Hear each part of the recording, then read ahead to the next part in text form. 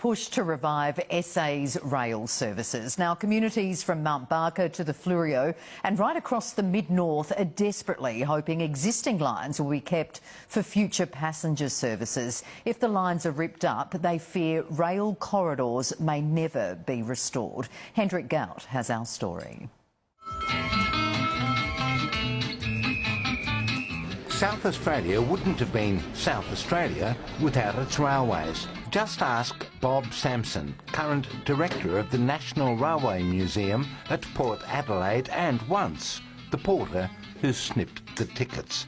Railways was the most single important factor for opening up of the country. They took grain, minerals, passengers. Where they went, prosperity came along for the ride. Stations opened.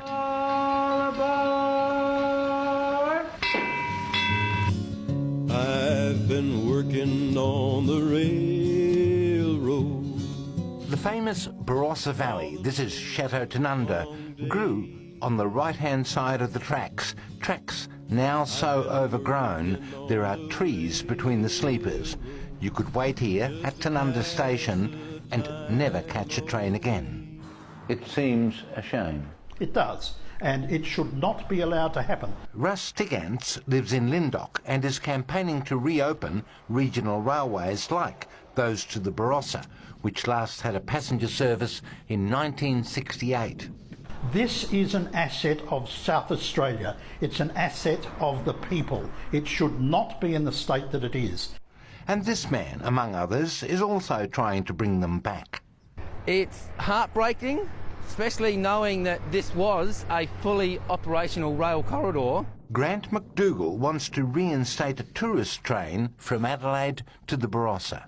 They'll actually be enjoying the fantastic Barossa Valley wine and gourmet food. On board the train? On board the train. And he wants to use carriages like these, the famous Red Hens, once the backbone of Adelaide's train services. I think the Red Hens are wonderful because of their history and the fact that a few of them have survived after all this time. And they were all over the Adelaide metropolitan area on all the lines with lots of customers. We've got an opportunity to bring back 2 Red Hens from Victoria. They'll be basically gutted on the inside. A restroom will be installed and they'll be basically converted into the new Barossa wine train. In the southern Barossa township of Lyndoch, tourist operators and retailers like Howard Whitwer are enthusiastic. We'll definitely bring a lot more people to Lyndoch and the valley, and then we would have a greater flow of people through this shop. And the customers agree. So much benefit for tourism, you don't have to drive. It's great for everything. You would agree? I would agree. In fact, you could have a nice wine at some of the beautiful wineries around here as well. Lyndoch's table cafe and bar proprietor and chef, James Moyer, is figuratively licking his lips at the prospect. If we can bring more people up here, it's going to be better for the whole region. Good, says Russ, but not good enough. South Australian Regional Rail Alliance would like to see a commuter train to the valley and also a tourist train, and both can occur at the same time.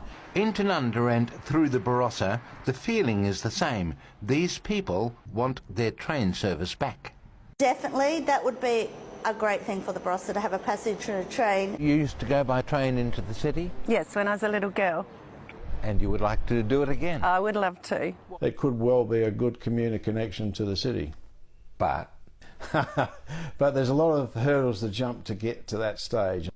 Like all SA regional railways, the Barossa line, its stations and rolling stock, was sold or leased to an American parent company, Genesee Wyoming, which promptly closed the lines, stopped the service.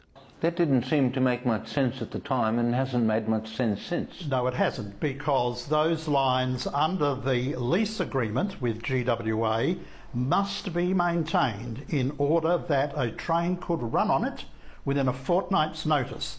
You wouldn't trust a toy train on them? No, that's correct. Railway stations like Nuriutpa were demolished. This is what's left today. It was about to be listed on the heritage list. It was demolished a fortnight before that was to happen. And now part of the line may be permanently ripped up. Government is upgrading this intersection. The line runs right through it.